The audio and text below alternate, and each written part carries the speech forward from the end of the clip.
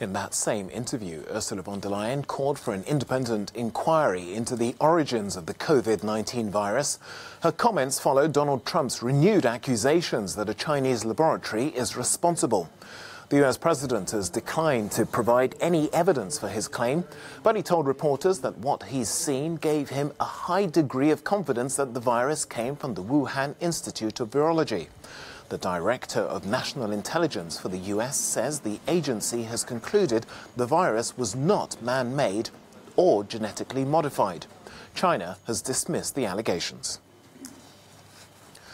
While some scientists are also skeptical of Donald Trump's claims, a group of 10 leading researchers say there is virtually no chance COVID-19 emerged due to a laboratory accident. One of those is Dr. Robert Garry, and he joins us now from New Orleans. Thanks for joining us here on the programme. Let me start by asking you, can you explain why you don't believe that this theory that the novel coronavirus originated in a lab? Well, there are just simply too many chances for this virus to have entered into humans out in nature. There are people that trap bats for food, for traditional medicine, and people are exposed to bats in the environment all the time, bats and other animals. So, the fact that, this laboratory was close by where we saw the original cases is just a coincidence.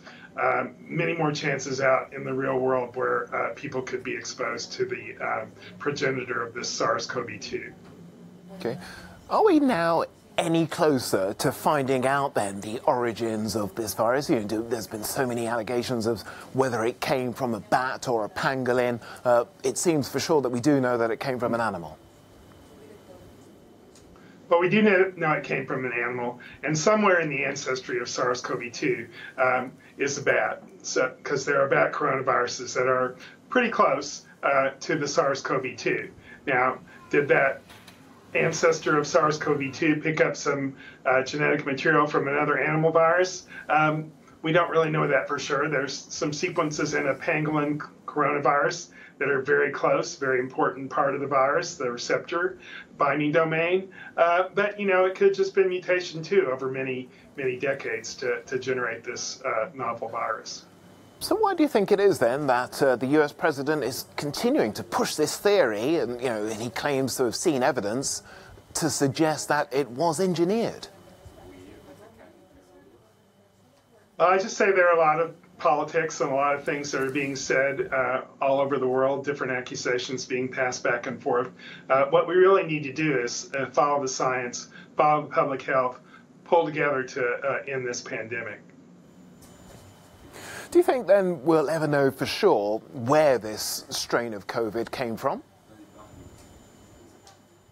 It's possible. We may, if we do the proper scientific research, find an animal, a bat or some other animal that has a very close coronavirus to the SARS-CoV-2.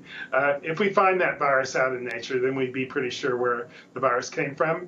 But it's also possible that, this virus has been passing in humans for a while, and we may never find the, the closest ancestor of the SARS-CoV-2. Okay.